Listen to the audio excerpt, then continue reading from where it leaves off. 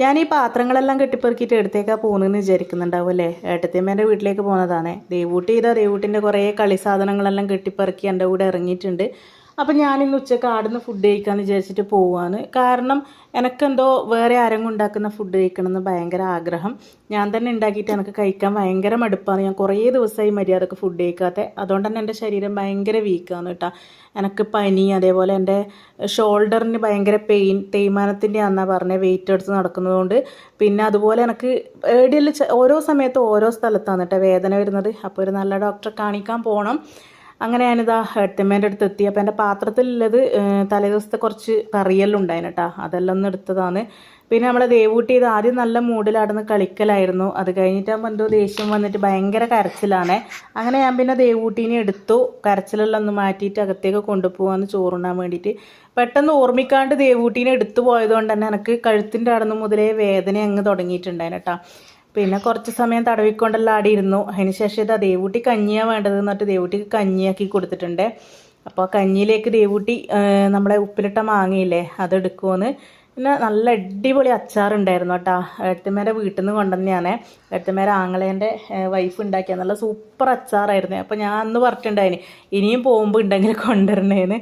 അപ്പോൾ തണുപ്പായതുകൊണ്ട് തന്നെ അച്ചാർ ഇട്ടിട്ടും വീഴുന്നുണ്ടായിട്ടില്ല. നല്ല മാങ്ങ അച്ചാറാണ്. അതുപോലെ ഇത് നല്ല ഉപ്പിലിട്ട മാങ്ങ, മുറിച്ചിട്ടിട്ട മാങ്ങയില്ലേ, അതും നല്ല സൂപ്പറായിരുന്നു. പിന്നെ ഇത് ഞാൻ ഇന്നലെ ആക്കിയ ക്യാരറ്റും ഉള്ളിയും ഉരുളക്കിഴങ്ങെല്ലാം കൂടെ വറവാക്കിയതുണ്ടായിന്, അതൊന്ന് ചൂടാക്കി എടുത്തിട്ടുണ്ട്. പിന്നെ അതുപോലെ ഏട്ടമ്മ നല്ല മത്തനും പിന്നെ മമ്പയറില്ലേ അതും കൂടെ ഉടച്ചിട്ട് ഒരു കറിയാക്കിയിട്ടുണ്ടായിന്, നല്ല സൂപ്പറായിരുന്നു. പിന്നെ ഇന്ന് നല്ല മത്തി കിട്ടിയിട്ടുണ്ടായിന്. അങ്ങനെ മത്തി മുളക് കറിയും കൂടെ വെച്ചിട്ടുണ്ടായിനെ. അപ്പോൾ എല്ലാവരുടെ കൂട്ടത്തിലും ആകുമ്പം ഫുഡ് കഴിക്കാൻ പറ്റുമായിരിക്കും എന്നുള്ളൊരു വിശ്വാസത്തിൽ ഞാൻ അങ്ങോട്ടേക്ക് പോയതാണ്. പിന്നെ ഇതൊരു കാന്താരി ഒരു സ്റ്റൈലിന് വേണ്ടി എടുത്ത് വെച്ചാണ്, കഴിച്ചിട്ടൊന്നുമില്ല കേട്ടോ. പിന്നെ ഞാൻ പറഞ്ഞില്ല ഒറ്റക്കായതുകൊണ്ടാണ്, എന്തുകൊണ്ടാണെന്ന് അറിയില്ല, എനിക്ക് തീരെ ഫുഡ് കഴിക്കാൻ പറ്റുന്നില്ല. അപ്പം ഞാൻ വിചാരിച്ചു എല്ലാവരുടെ കൂട്ടത്തിലും ആകുമ്പോൾ ഒന്ന് കഴിക്കാൻ പറ്റുമോയെന്ന്.